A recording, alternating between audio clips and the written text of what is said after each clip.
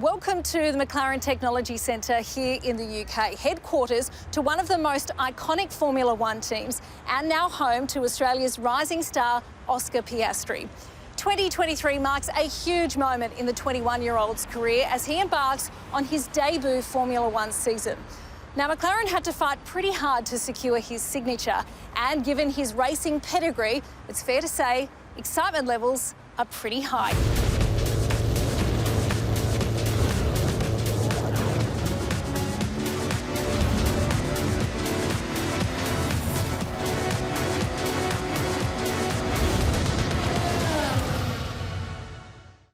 Well, Oscar, it's great to be able to catch up here with you at the McLaren Technology Centre, your new home away from home. Tell me, now that you have the Access All Areas pass, how's life changed? Yeah, it's pretty cool to be an F1 driver here at McLaren. Been settling in nicely. I've moved myself a bit closer to the factory as well. So my actual home away from home now is not that far away from McLaren, which is good. And yeah, everyone's been really welcoming so far. And yeah, I'm feeling really comfortable with the team. Is it what you thought it would be so far? I think so, yeah. I think every time I come into the MTC, like, it's a pretty spectacular building. I was talking about it with a few other people, and you know, the fact that this building was built over 15 years ago now, I can only imagine what it was like then. So yeah, it's getting more and more familiar, and feeling more, you know, like a team I've been with for a lot longer. So it's a nice feeling to have.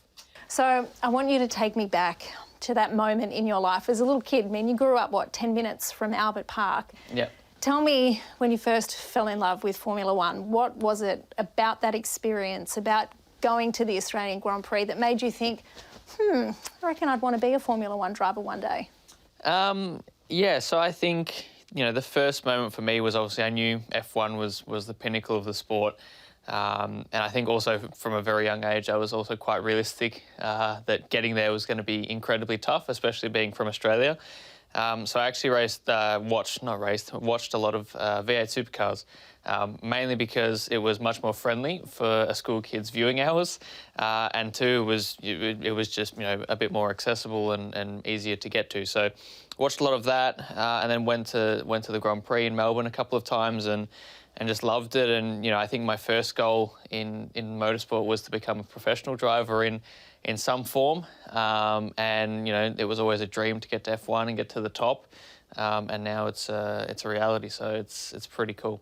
Who did you want to be when you were that little kid watching supercars and Formula One? So I watched. I think when I watched F1 or started watching F1, Mark was at Red Bull and Seb Vettel was winning a lot of world titles as well. So I think naturally, Mark being Australian, I followed him a lot. And in supercars, it was, I think Jamie Whincup was winning a lot back in those days. So yeah, followed him, followed Craig Lowndes as well. I'm a Holden man, or was a Holden man. So yeah, I think watching those guys has been, yeah, pretty inspiring for me. And now to you know, have put my name amongst those people in the sport is a really special feeling. In many ways, it's only just beginning for you. Yeah. But do you have a moment where you say, I've made it, I'm walking through the doors of McLaren as a Formula One driver? Can you say that to yourself? I've made it? Yeah, definitely. I think, you know, once that contract was signed, it was a pretty special moment, knowing that I was definitely going to be on the F1 grid. And yeah, I just feel really privileged really to be in this position. You know, I'm one of 20 people in the world that get to do this as a job. And I say as a job pretty loosely. But yeah, it's just a really special feeling for me, and you know, having certainty around my career now, and you know, just trying to build the foundations of hopefully a long career is what's next on the list.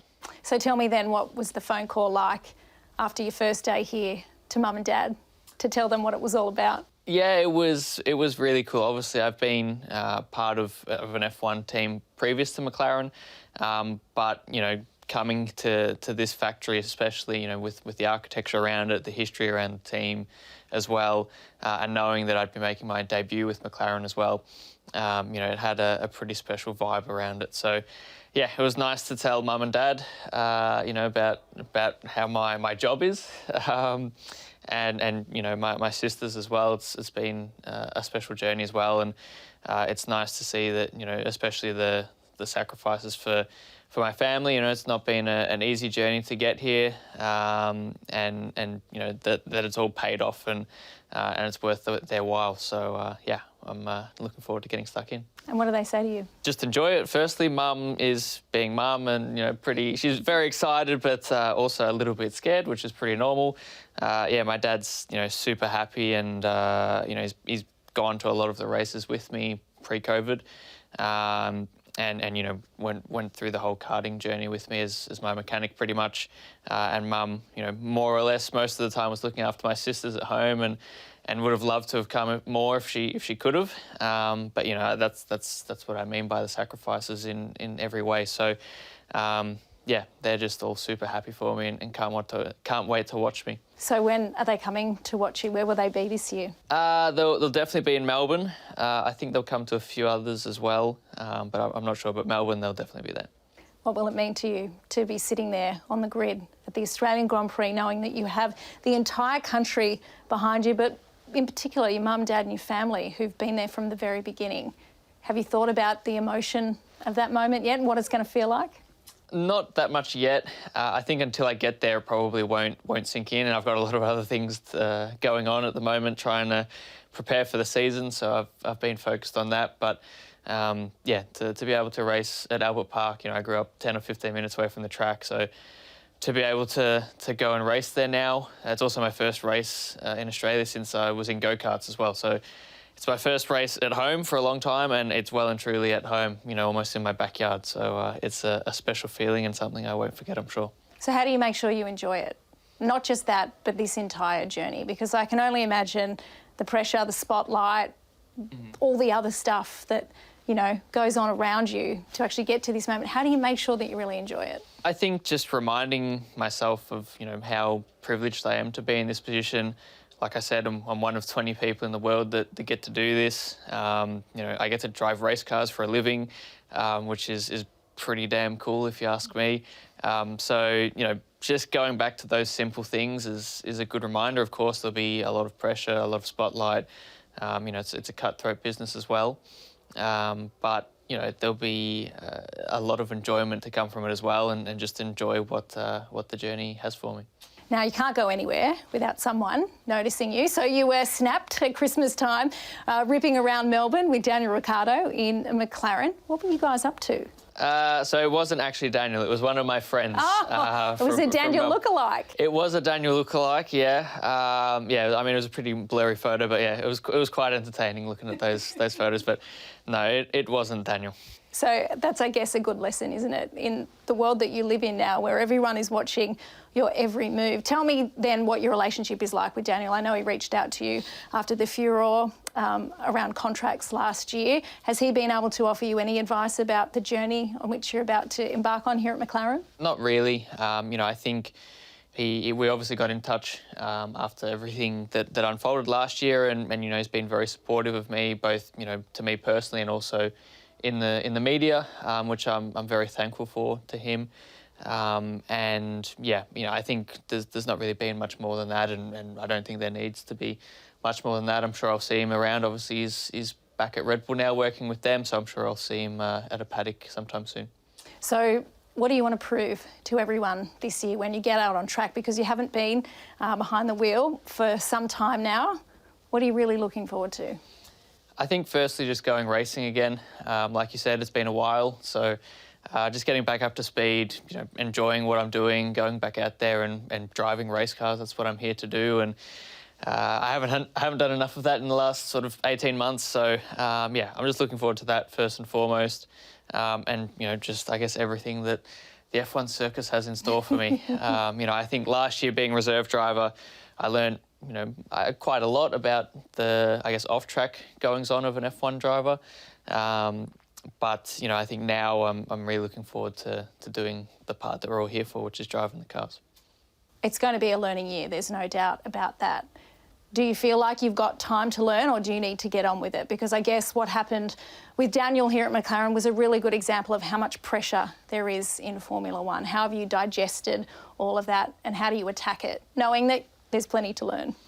Yeah, I think, like you said, there is a lot to learn. I think I'm in a very different situation to Daniel, but I think there's definitely time for me to learn. I think, everyone's coming into this year within the team, with the knowledge that I haven't raced for over a year now myself. I'm realistic about that as well, that there's going to be a bit of rustiness. And also, I'm entering F1. It's not a walk in the park. So, yeah, I think we're all realistic about how long it'll take to learn. I'm sure there's still things that people have been in the sport for 15 or 20 years are still learning now. So it's always a learning process. But yeah, I'm just looking forward to getting back out there and hopefully I can learn quickly. Okay, quickly, before I let you go, biggest perk of the job so far, what's it been? Honestly, just being able to call myself an F1 driver, to have that as your job title, that's pretty special. Not even getting the keys to the McLaren that you get as your work car? Well, yes, that's also cool as well. I can't lie, it's very, very cool. But yeah, I think for me, just being able to call myself a professional racing driver, that's the thing that sticks with me the most. Well, Oscar, we're so thrilled that you have this opportunity. We're really looking forward to seeing how your debut season goes in Formula One, but most importantly, we can't wait to see you back at Albert Park for the Australian Grand Prix. All the very best for the season ahead. Thank you very much. Cheers.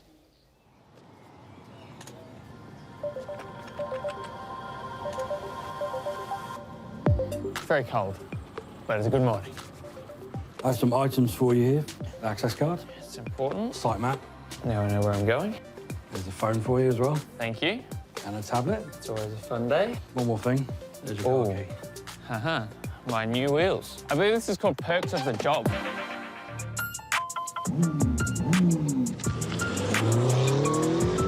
We are at MTC for the very first time, which is pretty cool. Very famous lake and boulevard there. Yeah, I'm really, really excited. Here we are. So Bruce McLaren, nice to meet you. 60th year of racing here at McLaren this year, so for me it's pretty special to be starting my journey with McLaren in such a historic year. I won't hold the fact that he was a Kiwi against him, but that's...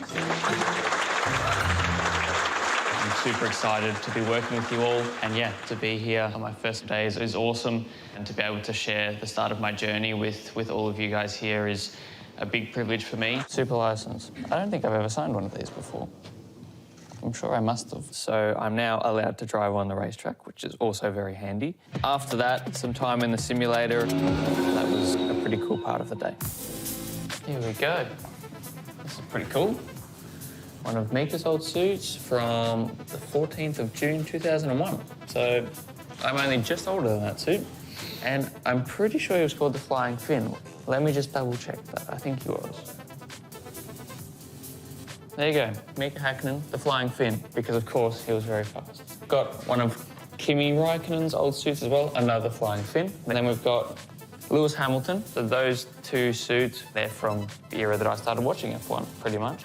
Fernando Alonso, spent a bit of time working with him last year. Onto Lando's suit from last year too. Nice and bright, nice and papaya. And I'm assuming pretty similar to what I'll be wearing this year. So, shall we go check it out? Very nice. So if we start with brake pedal, would you want the heel rest brought towards you at all? Maybe ever so slightly. Okay. If we can move this inside flag of the heel rest, I think that's pretty good. If you're happy, Yep, I'm happy. I'm happy. It's the boss. Afternoon. What's going on, dude? Not much, how are you? Good. Good to see you. Yeah, have a seat. What have you been doing? Learning a lot of names. So what do you do next? I think we go racing. Yep. So what are your goals for this year? It sounds a bit cliche, but learn as much as I can. If we can get some good results along the way, that'll be a bonus. So what we need to think about, this is something for you to think about. Yeah. But your first podium, whenever that may be, Yes, hopefully sooner rather than later. hopefully, yeah. I like to reward our drivers. I got stuck with a tattoo on one of them. But give some thought Yes, to what would be memorable for you. okay. We'll do something fun. I'll think of something. Cool. Awesome to have you on board. Thank you. We're Likewise. ready. Let's do it. Time to go. See you, dude. See you later. Yeah, hi, Mum. My first day's been good. Yes, it is cold, and no, the food's not as good as yours.